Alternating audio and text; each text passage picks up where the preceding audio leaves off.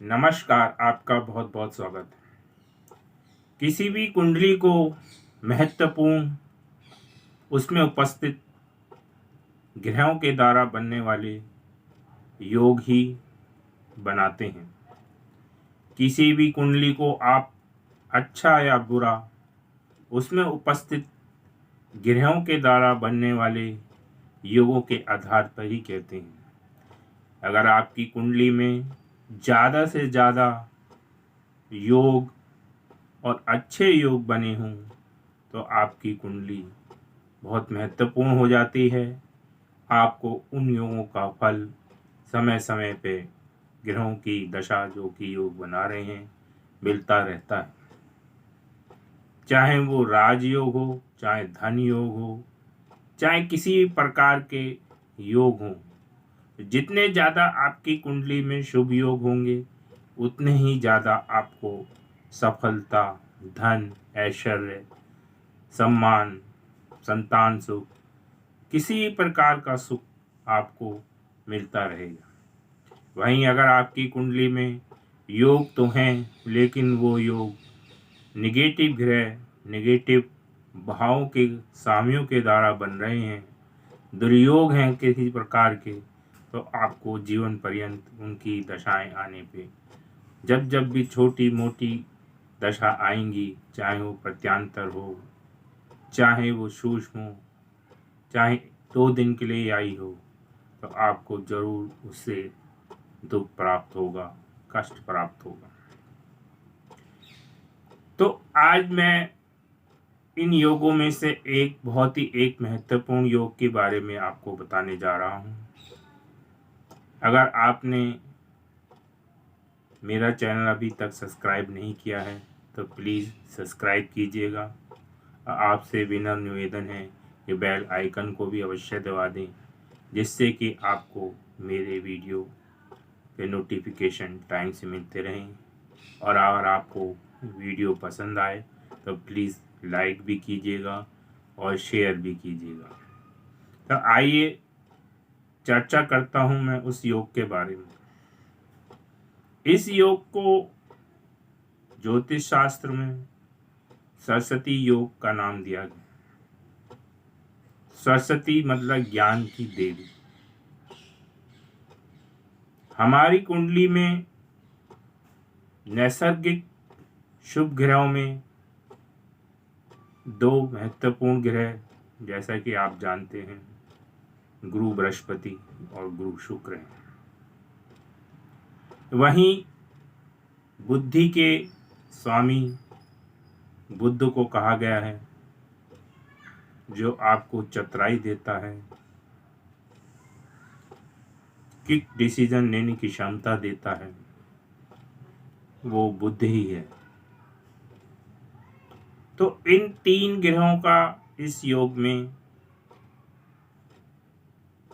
आपकी कुंडली में अगर कोई इस तरीके से ये तीनों ग्रह कोई योग बनाए, जैसा कि मैं अभी आपको बताने वाला हूँ, तो इसको सरस्वती योग कहा जाता है।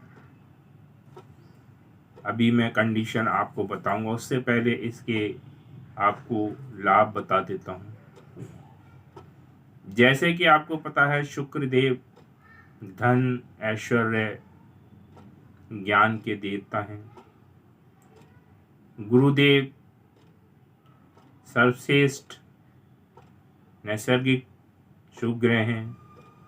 हमारी कुंडली के कई भाव के कारक होते हैं, चाहे वो धन के हों, चाहे संतान के हों, चाहे लाभ के हों, चाहे भाग्य के हों, चाहे विवाह संबंधित चीज़ों से संबंधित चीज़ों के लिए हों।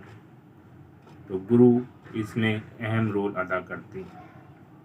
यानी कि 2 नैसर्गिक अति शुभ ग्रह जो दुनिया में जो भी इस चीज़ की आपको प्राप्ति है, 2 ग्रह आपको करा सकते हैं। तीसरा ग्रह बुध, बिना बुद्धि के ज्ञान की नहीं आ सकता, तो बुद्धि होना भी जरूरी है। तो किसी भी चीज़ का उपयोग आपके पास अगर सब चीज़ें हैं लेकिन बुद्धि नहीं हो तो उसको आप नष्ट कर देंगे, उस धन को भी नष्ट कर देंगे, जो सुविधाएं सुख सुविधाएं आपको मिलेंगी उसको भी नष्ट कर देंगे। यानी कि बुद्धि होना बहुत ज़रूरी है। तो बुद्धि जो है हमारे बुद्ध देव से आती है। तो हमारे इन 3 ग्रह इस योग में बहुत महत्वपूर्ण होते हैं। तो आइए मैं आपको बताता हूँ कि कब ये योग फलीभूत होता है, और जब ये योग होता है तो आपके धन ऐश्वर्य बुद्धि आपके पास सब कुछ होता है। और आप अगर निचले घर में या नीचे स्तर के घर में भी पैदा हुए हैं तो वहाँ आप अपना सर्वश्रेष्ठ दे पाते हैं और उन्नति करके आगे बढ़ते हैं। इसका मतलब यह नहीं है कि ये योग है तो आप अमीर घर में ही पैदा होंगे या आप बहुत ही बुद्धिमान होंगे, लेकिन आप जिस स्तर में हैं उस स्तर में सबसे अच्छी कंडीशन में आप होंगे, क्योंकि हमारे पूर्व जन्म के आधार पे ही आपको कर्म मिले होते हैं। उस कर्म के आधार पे ही आपको माता पिता या आपको स्टेटस जो प्रारंभिक होता है वो मिलता है। लेकिन कुछ जो पुण्य कर्म आपने बहुत अच्छे किए होते हैं उसके आधार पे आपको एक ऐसे योग मिलता है जो इस जन्म में आपको सहायता प्रदान करता है आगे बढ़ने के लिए। तो ये इसी टाइप का एक योग है जो आपको किसी भी स्तर पे अगर आप पैदा हुए हैं तो उसको आगे उसको राइज करते हैं। तो इसमें अगर बुध और शुक्र युति बनाए, पहली कंडीशन है बुध और शुक्र युति बनाए किसी भी भाव में, जैसे आपके कुंडली के 12 भाव होते हैं 1 से 12 तक, ठीक है ना। तो 1 से 12 तक किसी भी भाव में बुध और शुक्र जो हैं युति बना के बैठे हों।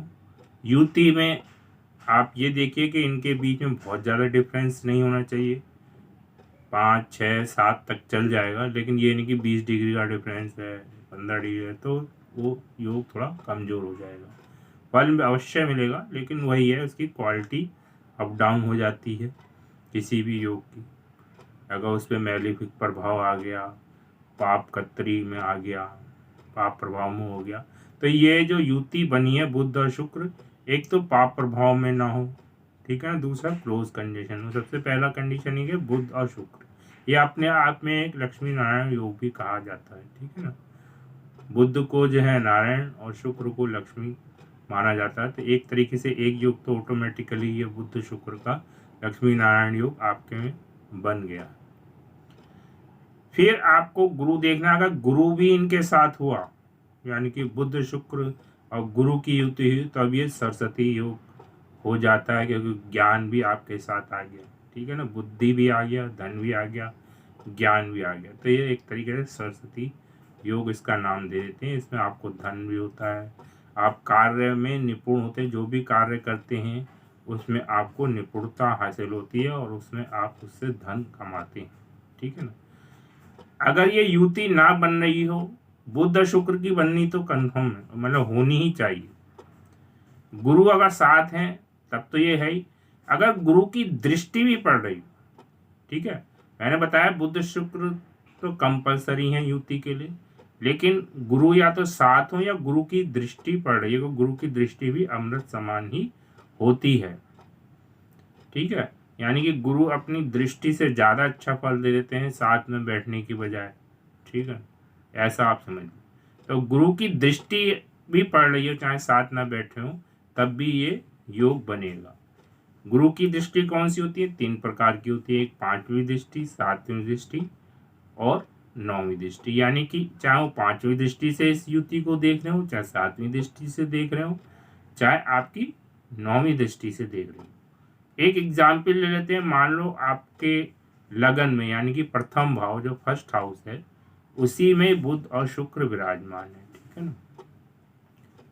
तो या तो गुरु उसके साथ बैठे हो तो बन जाएगा। अब गुरु की दृष्टि कैसे पड़ेगी?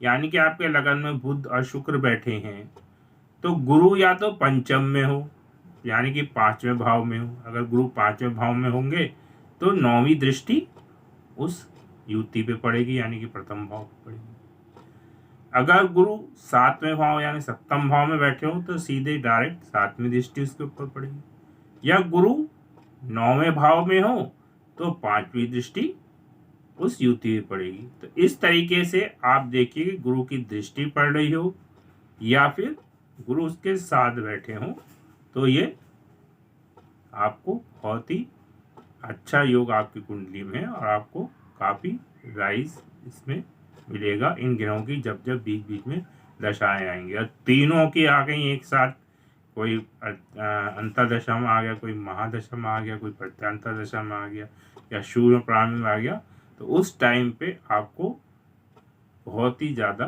उन्नति मिलेगी। ठीक है, तो आप इसको चाहे लगन में हो कहीं हो वहीं से आप कंसीडर करके गुरु की 5वीं 9वीं और 7वीं दृष्टि देखें और इस योग के फल का आनंद उठाएं।